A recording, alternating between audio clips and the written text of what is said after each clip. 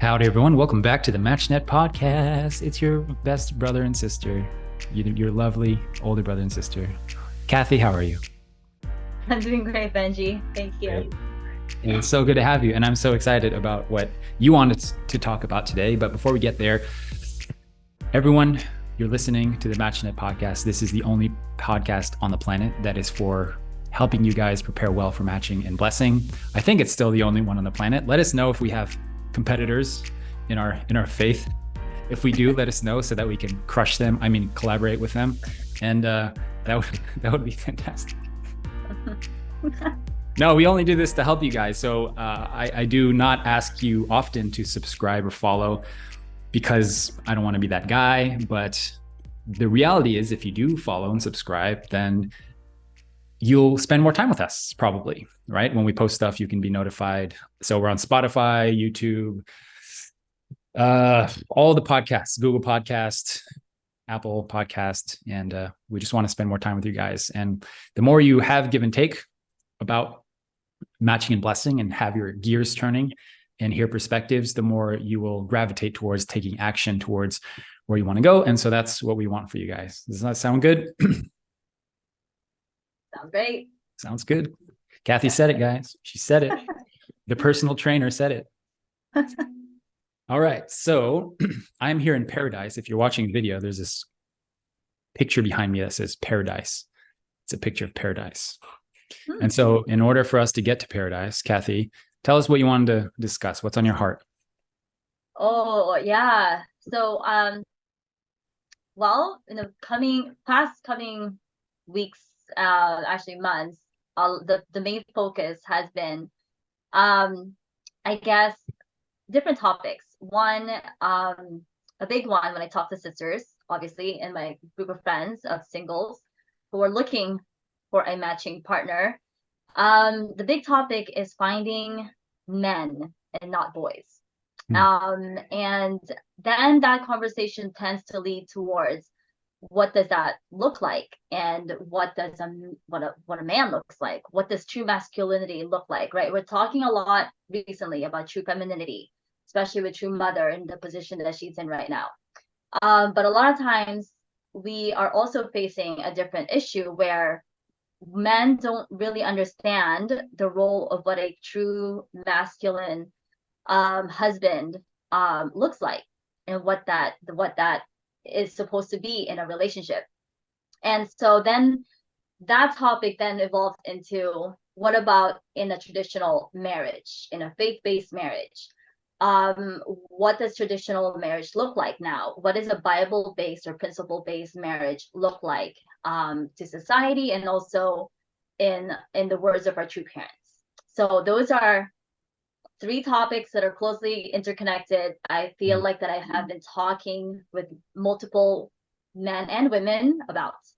So that's kind of I wanted to touch on today. Right. That's fantastic. Let's put a disclaimer here first, because this topic's going to trigger a whole bunch of people, and that's okay, because I think everyone knows by now how much we love everyone. We have no judgment, or a little bit of judgment. I think God gave us judgment.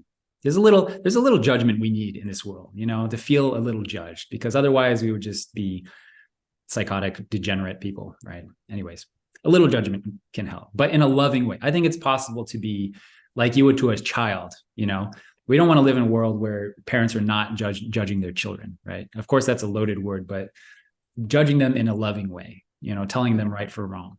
And it's possible to be stern with people and with the people that we love, while also loving them and being caring for them. So big disclaimer here, we're going to be talking about masculinity and femininity. That's what you want to talk about.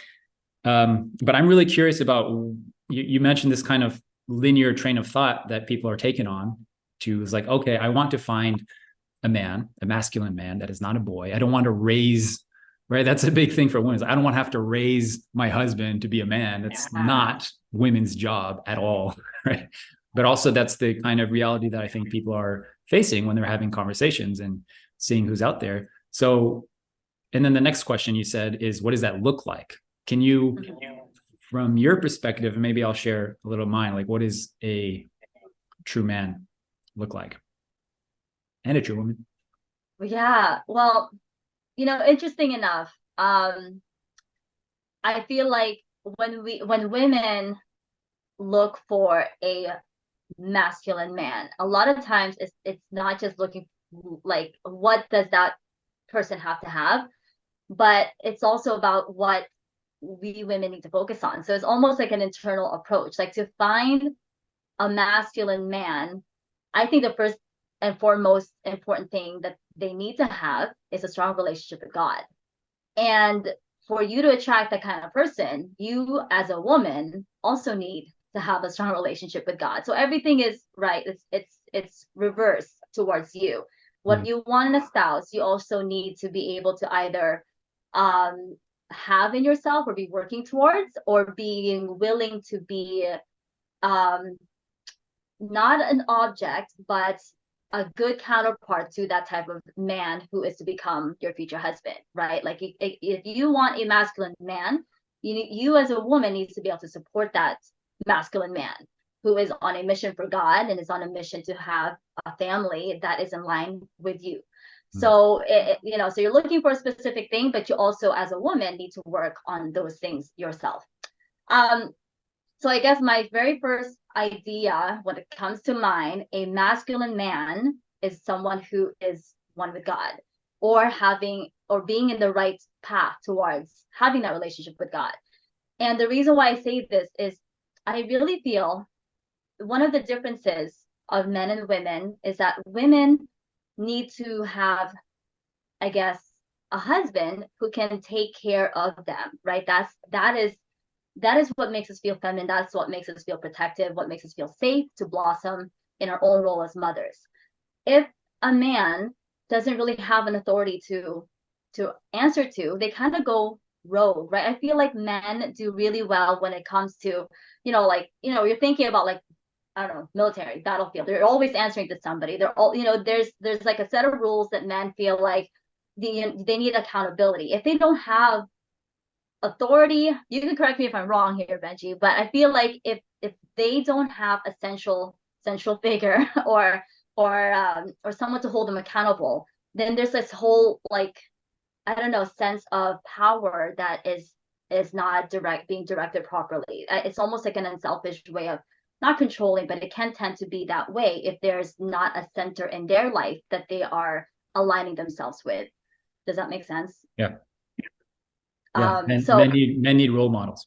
We need direction. We need a compass. yeah. And many men don't have that. And so many men do gravitate towards finding that. I think all men innately try to find that in our lives. And sometimes we land on really great role models and sometimes we don't, right? Of course, the father's role, that's the father's role. Mm-hmm. And the reality is that I think of like my family, for example. I feel like I'm the captain of our ship. This is the role I have. I'm the compass. I'm the teacher. And of course, my wife is like how do I say this in a loving way? She's the maintenance of our ship. She's the one that the kids go to when they make mistakes, when they feel hurt, when they need love and acceptance and grace.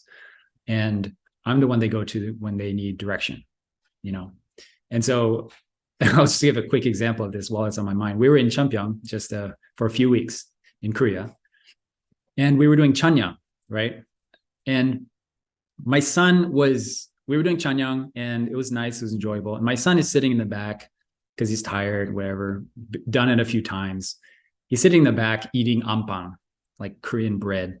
And he's got his feet sticking out towards your parents' picture, and he's sitting on the back wall, right?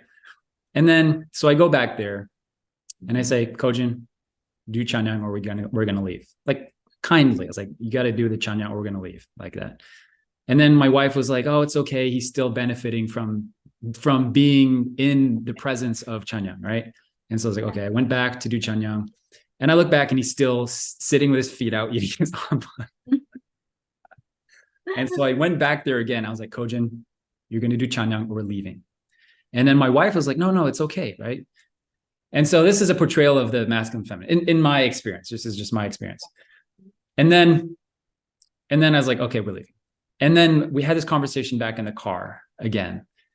And I asked Kojin and my family. I was like, why did I say we have to leave? And I said, it's not because of the spiritual aspects. I get it. It's because it's disrespectful to everyone that is putting in the effort to do Chanyang and sincerely doing it. And having somebody in the back who is just not really enjoying it or not experiencing it, not committing and engaging in it, it takes down the entire spirit and atmosphere of the entire room. It's the same as if you're a pastor giving a sermon and there's some dude in the back of the room that's on their phone. It immediately disrupts the vibe and the environment of the spirit. Okay. And I said, it's not for spiritual reasons. I said, because it's disrespectful to everyone that is in there doing their best to do Chanyang. And so this was a lesson that I was trying to teach him. And of course my son was crying, because I was like, we're going to leave because you're not doing it. And he was crying. He doesn't cry often, but this really kind of hurt him. Right. And my wife was like, don't you think it was a little too harsh to say that? And I said, first of all, I did it in a loving way. I wasn't angry. I was stern. And secondly, this is a lesson that he will remember the rest of his life. And that's what I want to instill in him. And so do we need someone to teach men right from wrong? Yes. Do we need mothers to teach children that they're still loved regardless of the mistakes they made? Yeah. We need both. We absolutely need both. And the problem is that men and women are pointing fingers at each other and saying the other one's wrong and I'm right. But the reality is we need both. That's the balance. That, my friends, that's the Heavenly Mother and Heavenly Father. Just as we need a mother and a father, we need Heavenly Mother and we need Heavenly Father. And so my experience so far in being blessed now for 13 years is that my role has developed more and more towards being the captain of this ship. And I will teach my kids. And of course, it depends on family by family, but my family is like, I'm the captain. And my wife is sometimes the captain. Like there are some things where she is like the absolute authority and moral code for our family, especially regarding like spiritual things and regarding true parents, because she studied theology at Sun Moon. So she's the theologian. And so that kind of stuff, she's like the absolute authority. When it comes to food and like nutrition, she is the absolute authority and she's driving the ship. But when it comes to like long-term life of faith and standards, that's my job. And my wife is there to kind of catch my kids if they need some support and if dad's being a little harsh, right? By the way, I don't want to paint this picture like I'm just a mean old dude. I'm very playful. Like if you meet me in person, I love children. Children love me, and we're very playful in person. But there's some times where I just put my foot down, like we're leaving. Like you're going to do this or we're leaving. Anyway, so that's a long-winded story to help understand how I believe and how I've experienced, because we're figuring this stuff out, right? We don't have a rule book or guidebook about how to be a masculine man. We don't have it. I think God has a vision, and there's true parents, and there's true parents' words. And it's like we kind of have to extrapolate our lives into what we hear from true mother and true father. And to be honest, it's like we can say, oh, father and mother are the ideal, right? And that's usually what we say, is we should strive to be like them.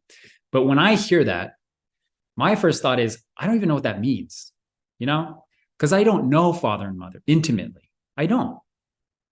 And of course, I believe that they are the ideal, right? But I don't know them. I don't know how they respond to stuff. I don't know how they treat each other. I don't know how they respond to stress or anger or how they talk to their kids, right? And also, they didn't live a normal life like we do. They didn't live an average day-to-day life. They had a messianic role, a messianic mission. Well, they have a messianic mission. So it's kind of hard for me on a personal level to say, like, I want to be like them, when I don't really know who they are. I know the words, I know their guidance, but I know who they are as people. So it's hard to say, like, that's the ideal. And so I think that we're figuring it out, but all I know is my experience that comes from my conscience and from my heart. And that is exactly what I said, is that my role as a father is to teach. And that's what I know for sure. And I'm not going to, and case in point, how many men do we have in this world that are sheepish, that are boyish? Because fundamentally, they didn't have that guidance. They didn't have a role model that will teach them what is right and what is wrong, how to live a life. And so they're figuring out as we go, right? Okay, I'll pass it back to you. Thanks for listening. Thanks for listening. No, that is case in point. What I'm trying to hint at is that there is a place and time for the motherly love to take place, but that's the feminine's role, and we're good at that. We were built for that. Like, you know, biologically, that's the maternal heart that we all have and are born with. And fathers are not good as great at that Yes. because they weren't built for that, you Yes. know. Generally, yes, you're absolutely right. Generally, yeah, and you know, they can understand, and there's room for reasoning and getting on the same page, as you know, in general. But you know, I read somewhere that today there's just a lack of father figures, just generally, you know, most men are not, most teachers are women, not a whole lot of men in the schools. There's a lot of single parenting, unfortunately, happening in the world, or even in our own blessed families. A lot of times the men are just the fathers are not around often, so there's a lack of genuine male support for young boys today. And we tend to see it now in today's society, unfortunately. So, you know, in my conversations with a lot of sisters, they're looking at their own matching processes, and unfortunately, they're out there and they're putting themselves out there, but the men that are coming up or that are potential candidates are still in this, unfortunately, this boy period where they have no direction. They don't know where they're at in regards to their life of faith yet. This is generally speaking. I know there are some good men out there, but generally speaking, a lot are still kind of figuring things out, whether that's in their faith, what kind of relationship they want. They know they want to be matched sometimes, but sometimes they don't even know if they want to receive the blessing. And this is a whole other thing, you know? And it's like, how can you want someone to be matched to you, and they're putting themselves out there, they're doing all this work, they're becoming candidates through MatchNet. But when it comes down to the conversation, they're like, well, I don't really know if the blessing really is anything, like, you know, I'd rather just get married. You know, like, these are real conversations happening, and a lot of sisters are feeling hurt or even played by this. So it's really important that men have a vision, they have an alignment with God, especially if they're going to go the route of the blessing. So to me, the first sign of masculinity is that you are making the effort to become one with God or having a relationship with God. And because I feel like when you have that intact, then you have the potential to create a lifelong marriage. I don't know how you can go through the ups and downs of marriage without having God as your anchor. You know, even if you have tough relationship with your parents or your father or your mother, but you're trying to do your best and having that alignment in a God-centered way, I think that's the only way you can survive the ups and downs of a lifelong marriage. Yeah, that's absolutely, I agree with that. I think something that might be helpful for people that are looking for a matching partner is, and I don't say this lightly, but knowing that there are men out there might be helpful. It's not like there are no men, right? Right. Maybe it's harder to find, and perhaps some people feel a bit of like urgency and competitiveness even, right? In the female side, like, and also I was talking with a sister who is experiencing this kind of this fear of, am I good enough? Because if there are a select number of really good men, am I good enough to have one of them? Would you say that that's a feeling that people have? Yeah, there are definitely some feelings about that. Yeah, and that's hard. That's really hard. But I think that knowing that there are men, because if there were not any men out there, then nobody would be doing this. Like, no one would get blessed. No one would be creating this family, right? I think another perspective that's really helpful for me, speaking as a man that got blessed when I was 18 years old, and just think about that logically. What are the chances that an 18-year-old man that has never been in a relationship, that does not have work, would be a man and not a boy? Pretty low chances, right? To be honest. Right. So I'm saying this because there's a certain extent where you have to know that it's part of the process. Is marriage and children is how men are created. And I'm not saying that that's the woman's job to raise a man, but it's through the struggles and the becoming one and then learning how to trust, learning how to communicate. It's through the process of being married that one becomes a man. It's through the realizations of like, oh, I have someone I need to protect and I need to take care of. Because if I don't, nobody will.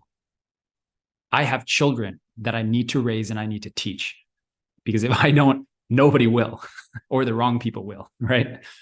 And so it's through the process of marriage and family that one becomes a man. That's been my experience.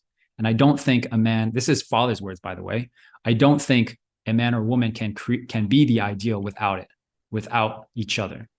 They can't. You can't be God without each other. And so the question that is asked now is, okay, what is that milestone? What is the threshold that you can pass before you can say, okay, I'm mature enough. I am X amount. I've extended the threshold through which now I can say I'm ready for marriage and blessing, right? And I made a video about this, the 7 steps to the blessing, right? And what my experience has been is that for men, it's well, not just men, women too. Number 1, relationship with God. Okay, like a foundational, just like you're saying, Cathy, a foundational relationship with God, not a perfect relationship, but a relationship, and curiosity and desire to grow in that relationship over time. And then the other thing I would say is sexual integrity. And the reason I say that is because if you have sexual integrity, which means your words and your actions are aligned. Your vision and your actions are aligned. And the reason this is important is because the vast majority of single men and women struggle with sexual integrity, with porn, masturbation, with social media use, with erotica, that kind of thing. And so what comes with sexual integrity is the ability to understand and have introspection, self-awareness, mood regulation, emotional intelligence, the ability to communicate, right, with people, communicate how I'm feeling, my emotions with others, which is a fantastic catch-all to indicate that someone is ready for a relationship, right? Because if you have somebody that has a close relationship to God or a relationship with God and has sexual integrity, then like you can't defeat that couple if you put those two people together. You can't defeat, like there's nothing that they won't grow into, and they can grow into whatever that they want to in their lives, right? So, and then because of our faith, I would say the third thing would be a understanding of the blessing. Because we're talking in the realm of the blessing and true parents, there has to be a certain level of understanding what the blessing is, and importantly, a desire to over time develop my understanding of that blessing. And because that's the reality, that's actually, it's like you can't study the blessing enough and then just, there's a point where you understand it enough and then you have to practice it. And that's where the real learning comes into place. That's where the real is like, oh, I get it now. I get that this is the blessing because I'm practicing it every day. So basic understanding of the blessing, and then a desire to practice it and to grow in my curiosity to understand it more over time. This really hit me. I'll just say a quick story on this. This really hit me when I was talking with an older first generation. He's in his 60s. He has many children, more than 6 children, right? And I asked him in a kind of a deep conversation, I said, what do you regret about raising your kids? Because I was just curious, you know, he's done a great job, but I was just curious, like, is there anything you regret in your kids? Because I want to know as a father myself. And he said that I regret that I didn't teach my children about the blessing, right? And I was like, really interesting. And I asked him, why did you not teach your kids about the blessing? And he said the most honest, sincere answer you could ever ask. He said, I didn't teach them because I didn't understand it. Most people would say, I didn't teach them because whatever reason, because the school brainwashed my kids, because they're not interested, because whatever reason. But he said, because I didn't get it, and therefore I didn't know how to teach it. And so I was like, how did you understand the blessing then? He's like, now I understand. And this guy in his 60s who just in the last few years finally feels like he gets what the blessing is, right? Uh-huh. And I asked him, how do you understand what the blessing is? And you know what he said? What? Podcast. Really? Yeah, this podcast. Wow. So it's amazing the humility actually that he had about this. But the realization, the learning point that I had is that you understand the blessing through practicing it. You understand the blessing through being curious enough to go, oh man, there's something here that I don't understand. And the tragedy in today's world is that people are not curious. They look through a lens, a tiny little peephole at the world and say, oh yes, I know what that is. I know what that is. I know what that is. I know what that is. I know what that is. that's this, and that's what they're doing. And I don't want anything to do with that, you know? And they're not thinking, oh, maybe there's something else that I'm not seeing here. And that's how people grow in spirituality, the spiritual things, their relationship with God, their understanding of the blessing. And true parents is like, I want to know more. Tell me more, because there's something I'm not seeing, maybe, right? Mm-hmm. Mm-hmm. Yeah, it's a great story. And wow, that's a great plug for this podcast. Yeah. Yeah, so to your point, and I think that's a great point that you made about the curiosity to delve deeper into the blessing, because I feel like, especially, you know, I have a lot of friends that are in this situation. They receive the blessing, but it kind of stops there. You know, the blessing was a thing to do. It was a checklist, and now they are becoming a part of this world and being pulled by the secular world. And that, you know, they're just living a life of a family trying to make it by, and, you know, good schools, good careers, but not a whole lot of an internal growth. And I think staying curious and understanding the value of growing in your blessing and your marriage is a huge sign of having the capability to lead your family, is if you can continue to educate your children and bring your family closer in actualizing what that blessing means. So that was a great point. And I think it just speaks to another point that I wanted to touch on about true roles in a marriage is not being pulled by this world. And I think that's a really hard thing to do when we live in a secular world. Everywhere we go, you know, we interact with coworkers or just, you know, media, social media, and whatever. We like being comfortable, and we forget that we are spiritual beings that have a need to feed our spiritual lives. And I think the greatest sign of having a capable masculine husband or father is that he doesn't forget that, and his first and foremost role is bringing his family closer to heaven. And I think that is a telltale sign of having a strong, capable male leading your family. What do you think about that? Yeah, it's so powerful and important. I think I want to ask you, like, how does well, first of all, like, why is it that women are generally better at this stuff than men are? You know, like, what stuff? No one's like, oh man, women need to women up. Huh? They're so well, I mean, some people, but no one's talking about women. So is it that women are just better at this stuff, or is it a perception thing? But also, like, how do we level up in our manliness and womanliness? You know, what are your thoughts on that? You know, I don't actually think, maybe women just get by easier because it's hard to talk against women, and then you become labeled a misogynist. I don't know, but You said it, not me. I did say it, because there's a lot of women that also, we talk about true masculinity, but there needs to be a conversation around true femininity as well, because people are mixing up being a feminist over being a true feminine, and they actually don't, they clash when you think about it. And I feel being a true feminine, so okay, a disclaimer, I'm still trying to understand myself, because one, I'm actually going the route of embracing a traditional role, meaning I used to be that career chaser. You know, I mean, growing up in college, you know, we talk about, you know, feminism, and you don't really need a man, you can be your own person. And I was wrapped in that before I got blessed. So to be honest, it was only when I got blessed that I was able to, because my husband was a capable leader in our relationship, he actually helped change me. And I became more feminine in the presence of a more masculine man. And because I don't feel like I had to raise him up, I didn't feel like he was a boy. I felt like, okay, like he knows where he's going, and I want to support that. And I heard somewhere that a woman can either be the sail under the man's wing and lift him up, or you could be the cause for his demise, that he'll crash, you know. So we have a huge responsibility in how we treat our husbands and how we treat the relationship in the matching process and after the matching into our blessed lives. Dang. So he helped you be a woman. Have you helped him be a man?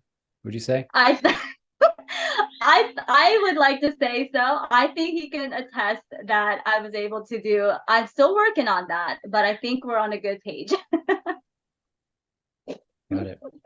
I have been thinking about this a lot recently. I think polar opposites do attract if they're played right. If they play to their genuine role and their innate role, then they do attract. So we're very similar. My wife and I, she kind of grew up when we got blessed. She was a more like, I want to say masculine, but very like driven and direct. And honestly, I was very like sheepish and like feminine and like, how do I feel? And so this was a constant struggle in our relationship because women, okay, I'm going to give you guys, all the men out there, an eternal life hack that will save you thousands of hours of tears and emotional torment. Okay. Ready for this? Women need women. and men need men. The problem that arises in too many couples is that the couple themselves does not have an outside support system. So the woman will go to the man for support and guidance and sharing. And the reality is that men are very bad at this. We're very bad, generally speaking.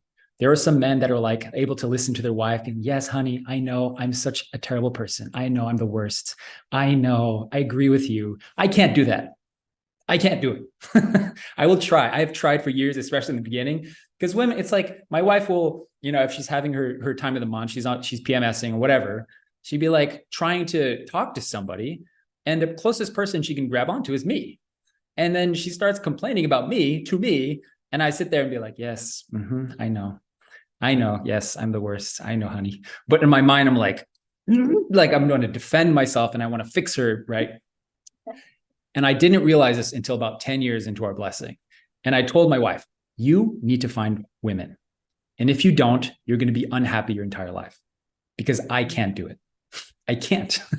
And I accepted that instead of beating myself because like, oh, I wish I could listen and empathize better. I'm like, no, I can't.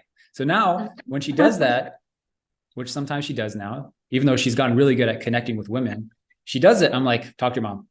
Like, sorry, talk to mom. Sometimes like call your sister, call your mom, call your friend, because like, I can't do it. I can't do it. And so, and I know that sounds harsh and like we want to be our women's best listener, but I was like, I can't do it because women need women. It's biologically ingrained in them. And by the way, men need men. And that's obvious because that's how men become men. Is like we have competitors, we have role models, we have people that we can push each other to grow and to get better. If you put a bunch of men in the room, if you have a family of a bunch of brothers, like just look at how competitive they are. Look how fit they are. Look how strong they are. Look how good they are at sports. Why is that? Because they're competitive. Like we want to grow in the presence of other men. And so it's like, it saved me so much torment over the last few years because I'm just like, I just accept like, I can't do that for my wife. And so of course, to an extent I will like listen, but if it becomes too much for me, and then I start like defending myself or trying to fix her, which is a big problem men make, right? Then I'm like, okay, you need to reach out to your friends. And I even call her friends and say, hey, can you talk to Hitoe? Like she needs some love and support. I'll do that because that's my job. My job as the man in the house is to create the environment for our family. And it's my job to find her support system, like to an extent. And she's gotten really good at it now. So now she has few friends she'll reach out to. She talks to her mom more frequently. She talks to her sisters more frequently because she needs that, right? And for me, I got my bros. We go camping like once a month or every few months. We go and do game nights. We play volleyball, that kind of thing. And it's been like life-saving because now we have a way to deal with the issues of being a man and the issues of being a woman that is unique to each person. And so we're able to play into the role of masculine, feminine. And what happens is it attracts. And so what's going on at the end of everything I've been learning is that my wife and I are more attracted to each other. We're more happy with each other. We're more like, I like being with you. You know what I'm saying? I like being with my wife as opposed to it being a chore, like it's difficult and I have to listen. It's like, I like being with you because I can feel okay to be me and to be a man and she can be herself, Yeah, I think that's a very good point. And yeah, like today, I was coming back from an appointment Mhm. And my husband just texted me. He's like, you know what? Just go take the rest of the day and go get yourself a coffee, go eat lunch out, and then just get our daughter on the way back. So he gave me space for myself. And he knows that when I have things to talk about, like you said, why don't you go call your cousin, go call your friends or whatever. And and I think that's phenomenal. And that's a great gift you could give your spouse or future spouse. But and at the same time, like you said, men need other men to hold themselves accountable. You can't Mhm. go to another woman and tell them, because women, we tend to be soft and we tend to be like, okay, well, we're very forgiving. But you need men who are also godly men who can help shape, because there is a whole other group of men and that you can hang out with, and unfortunately the advice might not be great. So you need men and brothers who will Mhm. bring you up in valuing your spouse or your future spouse, and not the opposite where you're tearing down your spouse, because that could also happen. Mhm. But men, because they're not good at sharing and opening their feelings, it's very important to have that support system as well. So I agree with that. Yeah, just on that point, there's a couple that I was mentoring through a splitting up, and they part of the problem was like, okay, I'll be frank here. The husband was very like, he never learned how to stand his ground. So they were in a situation where they were blessed for a number of years, no children, and they were very career oriented. And there was like, there's a certain point where if you're blessed for many years and there's no children, it's like, what's the point of this relationship, really, honestly? Is it Mm-hmm. really just to travel the world together in a camper van or whatever? Really, Mm-hmm. like, Mm-hmm. you're blessed. What's the point of the blessing if it's not for children? To a certain point, you got to be like, okay, when are the kids coming? Right. So the Right. husband wanted kids. The husband wanted kids, and he was like, oh, can we have children soon? And the wife was like, no, like, I want to focus on my work, my career, right? Which is commendable and fine. And then the husband is like, okay, like, I'll support you, and like this kind of stuff. And there was a certain years that went by, and then I know this is unpopular to say, and you can cancel me, you can delete me, but I told him, like, you got to say, like, we're having kids or I'm out. There's a certain point where you just got to say, like, this is the purpose. Like, what's the point of this relationship? Not like an ultimatum, but like, stand your ground for what you want, and not just be like okay, whatever you want, I'll support you. And Mm-hmm. then, and part of the problem was, just like to your point, the wife was not surrounding herself with good women that were lifting her up, that were showing her a better way, because all of her friends were negative to the church, jaded second gen people that were, like, I don't need a man, I don't need a family, that kind of stuff. So that's the womanly environment that she was surrounding herself with. So to your point, it's like, we got to find the people that are going to uplift us to be better through curiosity, because if you're curious, you'll be like, oh, maybe there's a perspective on family and marriage that I'm not seeing, and I'm going to hang out with those people and see what I can learn from them. Mm-hmm. Mm-hmm. you know and then on the man's side, the husband, he I think he could have done better at just standing his ground for what he believes and being the compass for their family. Mm-hmm. And also, he maybe could have surrounded himself with other men that were going to support him and push him and tell him straight, like, Yeah. this is not working. How long you been married for? Right. um so there you go. That's a real story, and that's not as uncommon as you think. That kind of stuff happens all the time in our church and outside of our church. And it's really, I think, a lot of the issues can be resolved if people will step into their role as a man or a woman, Mm-hmm. and learn how to be that. Learn how to be a man, how to be a woman, figure out exactly what that means. You can think of it in terms of, like, what is God's vision for what a true man is? What is God's vision for a true woman? What is God's masculine nature? What is God's feminine nature? What does Heavenly Father mean? What does Heavenly Mother mean? And figure that out. What is God's masculine heart and God's feminine heart? Mm-hmm. And whoever you ask, it's going to be different. We're figuring it out, right?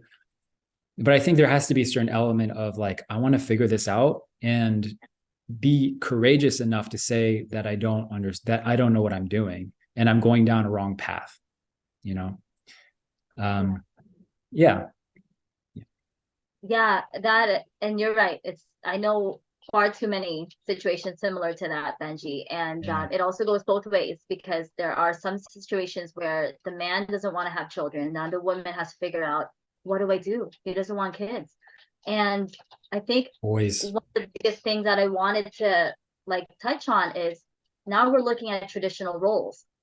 At what point does a career-oriented woman have to keep pursuing their career until they realize that at some point you need to figure out, is it career or is it family, you know? And Yeah. I've asked a bunch of men, you know, in the position I'm in, what do you want in a spouse? And very sometimes they say, I want someone that challenges me. I'm like, okay, well, what do you mean by that? Do you really want someone that challenges you, or someone that will encourage you? Because those are two very different things. And if you really want a woman that's going to challenge you, be careful what you wish for. If you want a woman who supports you, that's different, Feminist. right? Feminist. I want a feminist wife who's gonna Right. Like, do challenge. you really? I don't Sorry. know. I Sorry, don't I was think that's just really what you want. And and then there's a lot of women right now. And God, you know, God bless them. They're in their mid 30s. They're still single. They want a matching partner, but they want someone who will support them in their missionary work, because they want to continue living for the providence, living for this, which is all great. But you're in your mid 30s now and you're still single. And a lot of these men probably want to have children very soon, because you're in that age. So at what point are you potentially going to have to take a step back from your career, your mission, and now focus on this second blessing? So that's something to really consider. And I feel strongly that women, as we understand our role, there is no greater role than becoming a homemaker, a wife, because that impact is greater than any career you'll have. And that impact transfers to yeah. generations, your children, your grandchildren. And your career and everything else doesn't stand a chance against that main position of being a wife and a homemaker and a mother to your kids. Thank you, Cathy. That makes me emotional hearing, actually. Because many times like I'm Uncle Benji in our movement. Like everyone knows me. Every time we go to Champyong or to workshops, everyone's like, "Oh, Benji, Benji, Benji," and my wife sometimes when she's in her low moments, she'll say like, "What am I doing with my life?" Because she's a homemaker, like you, and she is with the kids every day, all day.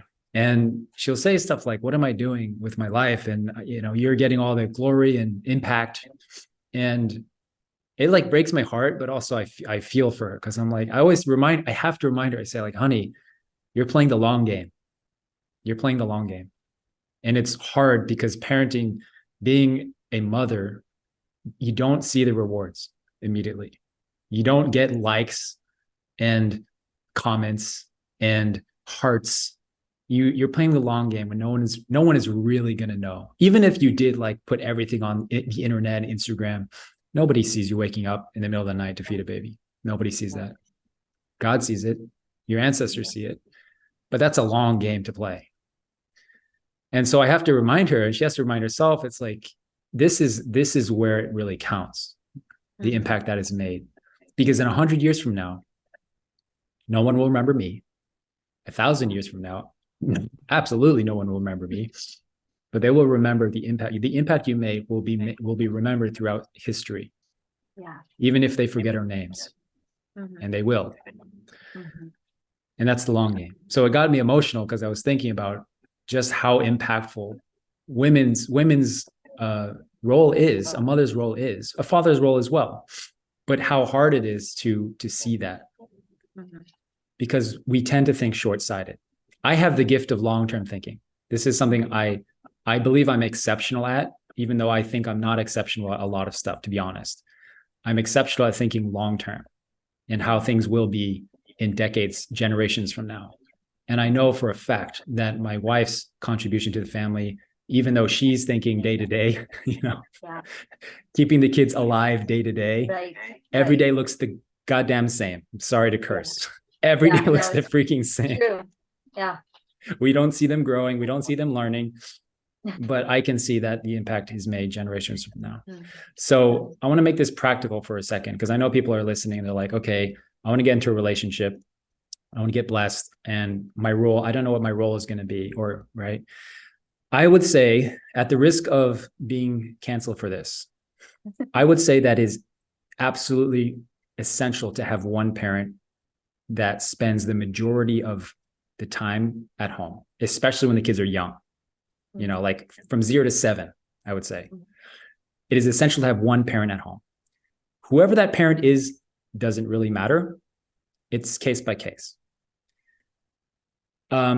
I think women are better at it, generally speaking, because I don't know many men that are really good at doing that and being loving and patient, because we are impatient and we are sometimes harsh. But if a man can really be that, like, sometimes men have a genuine feminine side, and that's a God-given quality that they have.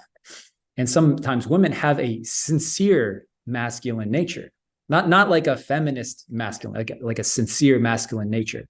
And perhaps that's, you know, God's gift to them. It's case by case. But I would say that women, the person that is home, does not have to sacrifice their ambitions at all, right? Case in point, you, Cathy, right? Yeah. They can still work. I think the challenge is working a corporate job as a mom. That's where it gets really hard, because it is significantly harder for a woman to work in a corporate environment than it is for a man. That's biologically, you know, like feeding and caring for, right? It's harder. But there is ways, and I want you to talk about this if you can. I'm kind of speaking for you right here. There's ways to contribute, to have passions, to work even in a way that's flexible, that's not requiring you to climb the corporate ladder as it is. Right. Yeah. Right. What do you think? 100%. I honestly think women in this day and age have been indoctrinated, really, to leave the homes and have other people take care of their kids. And the best person to do that is the mother. It's her God-given responsibility. Yes, it can be the mom or dad staying home. However, as the motherly part of this relationship, you are the best suited person to care for your kids, biologically, emotionally, artistically. And so when it came down to, right, I went to college, pursued, you know, my business and all these things, right? I had these goals for myself. However, when I found a match who had all the qualities that I wanted to lead me and our future family, I was able to be like, yeah, I can get behind that vision. So therefore, being a feminist, I became more feminine in God's perspective. And therefore, I'm okay with being myself and having my husband take on the role of, you know, caring for our family, going to, you know, bringing home the bacon or whatever, because that means I am able to stay home and take care of our kids. And yes, it is hard day in and day out. Like you said, you don't see the rewards very often, and it's exhausting, quite frankly. However, when I see my kids blossoming into the who they are now, and I know what their future will hold for them, I am rest assured that my sleepless nights and my crazy days are paying dividends every single day.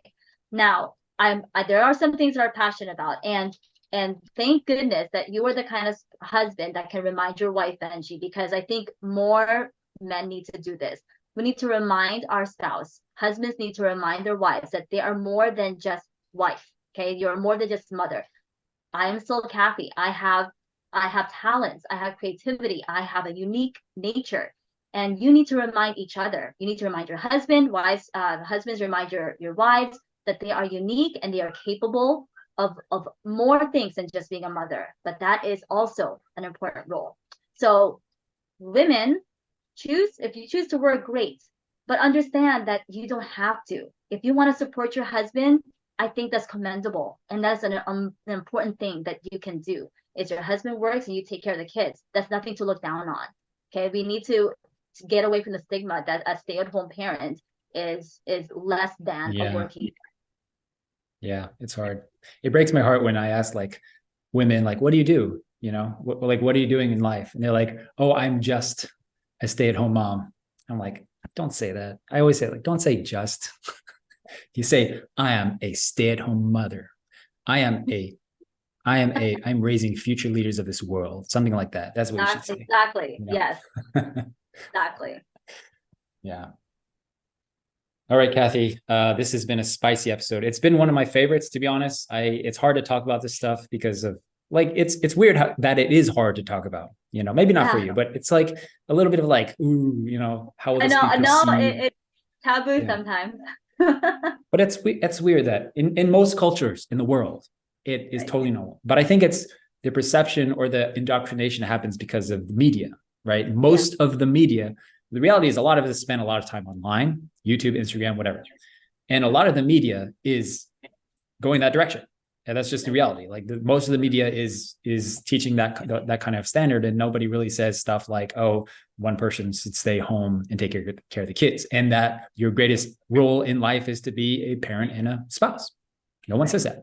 So we are also consuming this stuff and being led down this path. But the reality, the real is that most of the world, traditional roles are absolutely accepted and thriving. It's harder in countries like America, where it's very, very political and divided. But we're not political people. We are godly people. Yes. Amen. As you. Yeah. Okay, Cathy. We'll wrap up. Anything you want to end with? No, I think that's it. Cool. We love all you guys. Please join the MatchNet program at matchnet.us to get a systematic guide through the matching process. Start today. Be fearless. Be bold. We're doing this podcast because we want you to take bold, courageous action. And when you do that, your life will change because you are no longer living with shadows. You're living fearlessly in the light of God. And we want to help you guys get there. All right. Do subscribe, do follow us, and watch the next episode or the previous episode. And we'll catch you later. All right. Let us know if you like this episode, this kind of content. Let us know in the comments or reach out to us, because then we will make more stuff like this. All right. Yes. Yes. All right. Thank you, everyone.